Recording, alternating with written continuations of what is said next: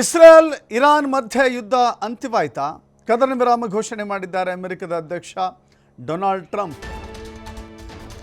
ಭಾರತ ಮತ್ತು ಪಾಕಿಸ್ತಾನದ ನಡುವೆ ಯುದ್ಧ ಸಂಭವಿಸಿದಾಗಲೂ ಕೂಡ ಡೊನಾಲ್ಡ್ ಟ್ರಂಪ್ ಏಕಾಏಕಿಯಾಗಿ ಕದನ ವಿರಾಮವನ್ನು ಘೋಷಣೆ ಮಾಡಿಬಿಟ್ರು.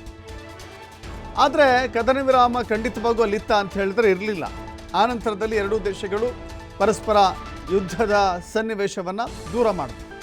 ಆದರೆ ಇದೀಗ ಇರಾನ್ ಮತ್ತು ಇಸ್ರೇಲ್ ನಡುವೆ ಕದನ ವಿರಾಮವನ್ನು ಘೋಷಣೆ ಮಾಡಿಬಿಟ್ಟಿದ್ದಾರೆ.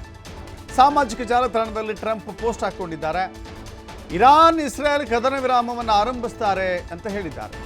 ಸೀಸ್ ಫೈರ್ 12 ದಿನಗಳ ಯುದ್ಧ 24 ಗಂಟೆಗಳಲ್ಲಿ ಮುಗಿಯುತ್ತೆ ಅಂತ ಹೇಳಿದ್ದಾರೆ. ಅಲ್ಲಿಗೆ ಯಾವ ರೀತಿ ಮುಗಿಯುತ್ತೆ ಅನ್ನೋದು ಗೊತ್ತಿಲ್ಲ. ನೋಡಿ, ಕಂಗ್ರ್ಯಾಚುಲೇಷನ್ ಟು ಎವ್ರಿವನ್ ಅಂತ ಹೇಳಿದ್ದಾರೆ. ಅವರ ಪೋಸ್ಟನ್ನು ನಾವು ನೋಡ್ತಾ ಇದ್ದೇವೆ. ಇಸ್ರೇಲ್ ಮತ್ತು ಇರಾನ್ ಮಧ್ಯೆ ನಡೀತಾ ಇರುವಂಥ ಯುದ್ಧ ನಿಲ್ಲುತ್ತೆ, ಟೋಟಲ್ ಸೀಸ್ ಫೈರ್ ಅಂತ ಹೇಳಿದ್ದಾರೆ. ಕಂಪ್ಲೀಟ್ ಆಗಿ ಕದನ ವಿರಾಮ ಆಗುತ್ತೆ ಅಂತ. ಅದು ಕೂಡ 6 ಗಂಟೆ ಒಳಗಾಗಿ ಅಂತ ಹೇಳಿದ್ದಾರೆ.